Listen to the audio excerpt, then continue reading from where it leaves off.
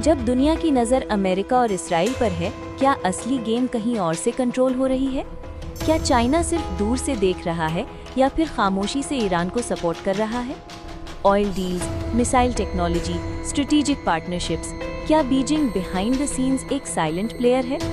China और Iran एक लंबे अरसे से स्ट्रेटेजिक पार्टनर्स रही हैं, सिर्फ मिलिट्री नहीं बल्कि इकोनॉमिक और ट्रेड टाइज की वजह से भी। ईरान का सबसे बड़ा ऑयल बायर चाइना है, जो उसका लगभग 80 से 90% ऑयल इंपोर्ट करता है। इस रिलेशनशिप की वजह से ईरान को एक पॉलिटिकल कुशन मिलता है जब वो वेस्ट के प्रेशर के सामने होता है।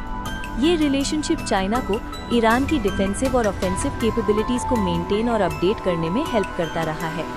कई एनालिस्ट्स का कहना है कि चाइना की टेक्निकल और इंडस्ट्रियल असिस्टेंस ने ईरान के ड्रोन और मिसाइल प्रोग्राम्स को सस्टेन करने में इनडायरेक्ट रोल अदा किया है।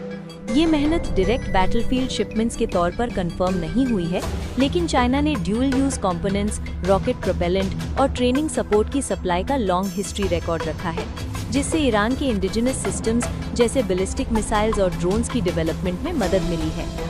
रिपोर्ट्स के मुताबिक ईरान और चाइना के दरमियान पॉसिबल नेगोशिएशंस चल रही हैं, जहां तेहरान चाइना के advanced anti ship missile systems जैसे CM-302 को अक्वायर करने के नजदीक है, जो नेवल डिफेंस और स्ट्रेटेजिक डेटरेंस को मॉडर्नाइज करने में मददगार साबित हो सकता है।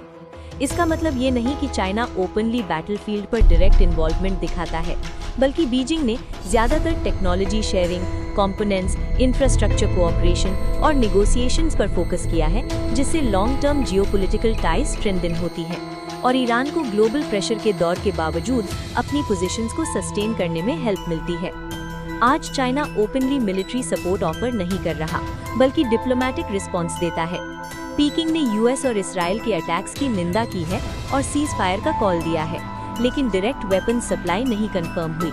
चाइना का फोकस ज्यादा ट्रेड और एनर्जी सिक्योरिटी पर है, जो उसके लॉन्ग टर्म इकोनॉमिक इंटरेस्ट से लिंक्ड है।